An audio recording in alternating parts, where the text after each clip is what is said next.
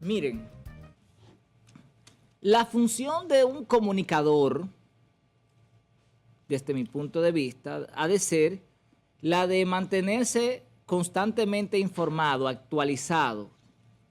Es más o menos como el juego de ajedrez, que usted tiene que llevar por lo menos 2 o 3 jugadas anticipadas.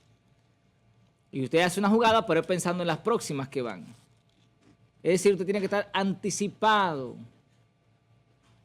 Porque las personas que nos hacen, que nos distinguen con dedicarnos su tiempo observando, esperan aprender algo o escuchar una opinión diferente, porque si no, ¿para qué nos ven?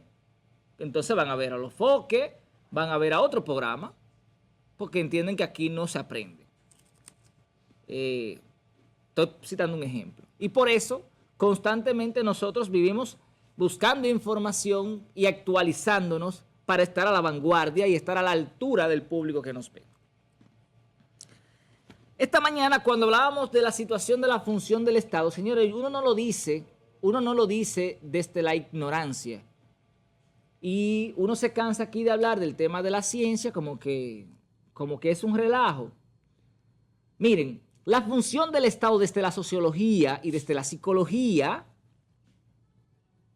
es precisamente darle seguimiento, estar vigilante. El Estado debe ser omnisciente. Omnisciente es que lo ve todo, que lo sabe todo, como Dios.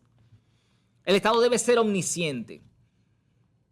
Y tiene que estar vigilando a sus ciudadanos, tiene que tener control territorial, pero tiene que estar acompañando, dándole seguimiento a sus ciudadanos. ¿Y qué pasa? En ese seguimiento debe procurar políticas públicas tendentes a procurar el desarrollo individual de las personas. ¿Para qué? Para no tener que estar constantemente vigilando a esa persona. Y paso a explicar.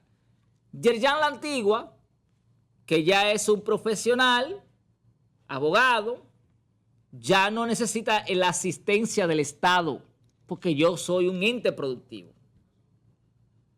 Nuestro camarógrafo aquí a mi derecha, Pedro Luis Reynoso, tampoco necesita de la asistencia del Estado porque es un ente productivo. Blackie, que está detrás de la cámara, tampoco necesita la asistencia directa del Estado porque es un ente productivo. Es decir, el Estado a nosotros tres no tiene que darnos dinero, más que devolvérnoslo en servicio con los impuestos que pagamos. Pero ¿qué pasa?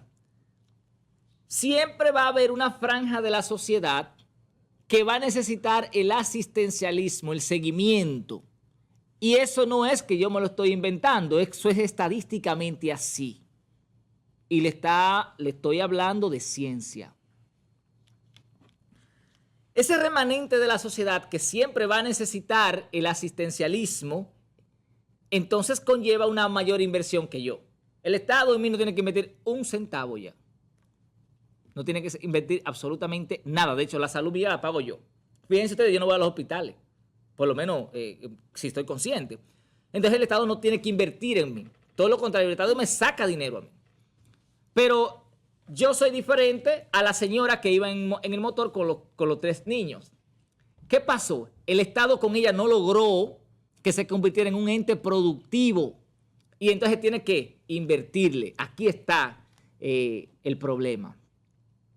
¿Por qué yo digo que ella no se le puede culpar? Porque el Estado no logró con ella lo que debió lograr. Y entonces tiene que estar encima de ella.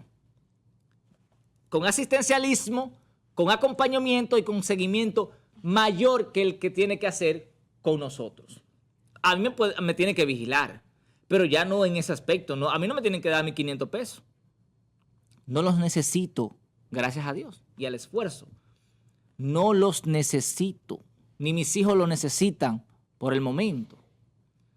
Porque me he convertido en un ente productivo. Pero, ¿qué pasa? ¿Es eso una mente de pobre? Obviamente que no. Todo lo contrario, es una mente con conocimiento. Y me excusan la inmodestia, porque uno no puede venir aquí a hablar disparate. No es verdad que uno se pasa leyendo miles y miles de páginas para entonces quedarse con el conocimiento. Hay que compartir el conocimiento. Para cuando se den las cosas, entonces uno decir, hace tiempo que lo veníamos diciendo, como la mayoría de cosas que planteamos aquí, que luego en el tiempo nos da la razón. ¿Cuáles factores influyen? La personalidad de la persona, valga la redundancia, tiene mucho que ver con su desarrollo personal e individual. Y paso a explicar.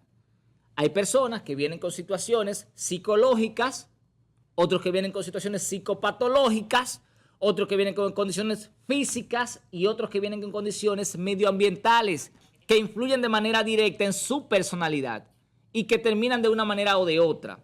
No es lo mismo Juanita, que se crió al lado de un punto de droga, siendo abusada, que María, que se crió en una urbanización, en un ambiente. ¿Cuál va a ser el comportamiento de una y otra? ¿Tiene la que se crió en el punto de droga que sea delincuente? No necesariamente, pero las posibilidades de que sí son muy altas. Se llaman constelaciones criminovalentes de criminología. La otra tiene menos constelaciones criminovalentes por el ambiente social, por las esferas sociales en las que se desenvuelve. ¿Va a salir delincuente o no? No, porque hay otros factores que influyen, pero tiene menos posibilidades. Entonces, nosotros no le podemos pedir a una joven que ha sido olvidada por el Estado, y aquí voy a citar a Toquicha. Toquicha dice que en algún momento de su vida, ella tuvo prácticamente que vender su cuerpo para poder conseguir comida. Algo así. Y yo me pregunto, ¿dónde estaba el Estado en ese momento para Toquicha? Ven, como Toquicha no era una persona, no era un ente productivo, el Estado tenía que estarla vigilando. Ven acá, Toquicha, ¿qué te falta? Porque tú eres de ese remanente que no pudo salir adelante. Ven, que te vamos a ayudar, te vamos a asistir para motivarte a que tú salgas adelante. Pero mientras tanto te vamos a proteger y te vamos a apoyar. No le importó al Estado Toquicha y por eso Toquicha hace lo que le da la gana. Se llama subcultura, planteamiento teórico de Robert Merton, sociología. ¿Qué dice? ¿Qué es lo que establece Robert Merton en la subcultura? Que es un grupo de gente que va contra las reglas, porque las reglas que están establecidas no le funcionaron a ellos. Entonces, pues, si esa regla que tú tienes a mí no me funcionó, no me favoreció, ¿por qué yo tengo que respetarla? Pues tú no estabas ahí cuando me estaban violando. Tú no estabas ahí cuando yo pasé hambre 13 años, 20 años de mi vida. Tú no estabas ahí. Esas reglas que tú tienes no me sirvieron. ¿Por qué yo tengo ahora que respetarla?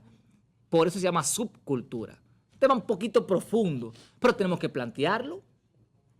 Y entonces, esos indicadores, esas variables que tienen que ver con la personalidad, ¿verdad?, que está formada por el carácter viene heredado, viene por herencia, viene por genética, y el temperamento, que es el ambiente social. Esa combinación de cosas son las que te forman, las que dan tu personalidad. Entonces, las diferentes personalidades son las que permiten que una persona que esté en un barrio peligroso de corrupción se convierta en un gran empresario. Fue su personalidad, pero no todo el mundo tiene la misma personalidad. Entonces, ¿por qué? Porque obviamente somos seres individuales. Entonces, a cada quien hay que observarlo de manera diferente. Por eso usted ve que de dos hermanitos criados en el mismo ambiente, uno sale más tiguerito que otro, vamos a decirlo así. Más despierto, más inteligente, más activo. El que no necesita mayor atención. Necesita mayor atención, mayor inversión. Eso es lo que hace el Estado, que debe vigilar. Ok, de este grupo de gente que yo tengo, ¿cuáles son los que tienen mayor propensión? ¿Quiénes se me están quedando atrás? Y entonces me enfoco en los que se están quedando detrás, porque los que van delante, ellos mismos se van supliendo. Y fue el caso que cité aquí. Aquí de los que estamos en este estudio, que ahora veo, hay 5 personas, ninguno necesitamos asistencia del Estado. ¿Tiene el Estado que invertir en nosotros? No, pero tiene que invertir, por ejemplo, en el seguridad que está allá abajo. Tiene que invertir, por ejemplo, en conserjería, que quizá hay una persona ahí con debilidades. Entonces el Estado tiene que estar mirando eso. Entonces, por tanto, no le podemos pedir a Toquicha que se comporte de manera diferente porque no tenemos autoridad para reclamarle. Lo que dice Rochi. Rochi se crió en un ambiente de delincuencial. ¿Dónde estaba el Estado para sacar a Rochi de ahí y convertirlo en un empresario? No estuvo el Estado, los olvidó, los dejó solo. Y por tanto, hoy ellos hacen lo que les da la gana. Honguito Guá. ¿Quién se le acercó a Honguito Guá? Y yo les pregunto, por ejemplo, el caso de esa joven que presentamos esta mañana, que ciertamente está cometiendo una infracción, pero es una infracción dentro de su mundo. Para ella eso es lo más normal, ir con 3 muchachos y un teléfono. Porque lo otro es peor todavía. Tiene más de 6 niños y el Estado no se ha acercado a decirle, oye, esto, Pedro, ella va a un hospital público a dar a luz. Cuando tenía 2, inmediatamente el Estado debió llamar, ve acá, mi amor, tú tienes menos de 30 años, ¿qué tú crees si te ponemos un aparatico para que tú sabes? Por nadie se le acercó esa vaina. Profamilia, que hay que ir a Profamilia. No, es que Profamilia tiene que ir a la casa, porque nadie se motiva a eso. Es Profamilia que tiene que ir a tu casa. Inmediatamente una persona llega con esa situación a un centro clínico público, un doctor, llamen a Profamilia, inmediatamente llega un representante de Profamilia. Mira, corazón, para ver si te podemos poner un aparatico que tú crees para que no tengas más hijos por el momento y luego tú lo piensas, si tu condición económica cambia, te vamos a acompañar todo el tiempo y un seguimiento constante. Porque agarran, por ejemplo, y le tienen hijos porque no tienen conocimiento, no tienen educación, son del remanente que se quedó atrás. Y entonces, ¿qué pasa? Son utilizados por el sistema y hombres haciéndole muchachos por doquier sin importar y luego tampoco lo mantienen. Entonces el Estado la abandona. ¿Cómo le podemos pedir que se comporte de manera correcta? Porque nosotros lo podemos decir, pero desde nuestra comunidad. Y tú dirás, estamos cómodos porque trabajamos, sí, pero tampoco podemos olvidarnos de aquellos que no tuvieron las oportunidades de personalidad, características físicas y psicológicas que tenemos nosotros, porque no somos iguales. Míralo en su familia, de los hijos, de los hermanos, ninguno son iguales y se crearon en el mismo ambiente. Entonces hay unos que necesitan mayor atención y por eso es que yo digo que la responsabilidad en gran parte siempre será del Estado con ese tipo de gente, conmigo no. Si yo cometo un delito, ya con el nivel de educación y formación que yo tengo, es problema mío. Me tienen que dar con todo, que me caiga todo el peso de la ley, porque ya yo estoy formado. Pero no podemos decirle al que se crió en un punto de droga, compórtate como Yerjan, porque los ambientes no son los mismos. Y cierro diciendo, el mejor ejemplo de eso es el Chapo Guzmán. Cuando usted investiga al Chapo Guzmán, en lo que le hace un estudio longitudinal de su vida, se va a encontrar con que el Chapo Guzmán no podía ser otra cosa que lo que es o lo que fue. Porque se crió, su papá, ¿qué era lo que producía? Amapola. Amapola es ¿verdad? La planta de donde se saca la droga, como le llaman ellos. Su familia, la comunidad, eso es lo que producía. ¿Y qué va a aprender él? A producir droga. Lo único que fue más inteligente que los temáticos se convirtió en un empresario de ¿qué? De la droga. Para él eso era algo normal. Por eso hay una constelación criminovalente ahí que lo llevaba a él a hacer lo que fue. Tan sencillo como eso. A Pablo Escobar podemos estudiarlo y así sucesivamente.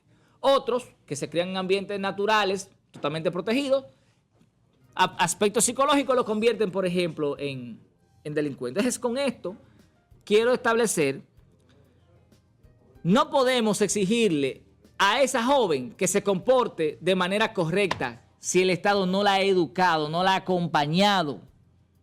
Es ahí que tenemos que trabajar, con ese remanente. Me escribía ahorita el doctor, ¿cómo se llama? Caramba, se me fue. El doctor Armando Polanco. Por ejemplo, en Armando Polanco el Estado tiene que invertir un centavo. No, porque Armando Polanco, el doctor, es un ente productivo.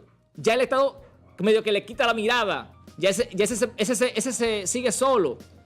Pero no podemos hacer lo mismo con aquellos que no tienen formación y que el Estado los ha olvidado. Tenemos que trabajar con ellos para luego poder exigirle acompañamiento, seguimiento. Eso es lo que debemos trabajar si queremos un comportamiento diferente. Muchas gracias. Muchísimas gracias, Yerjan, por tu tema.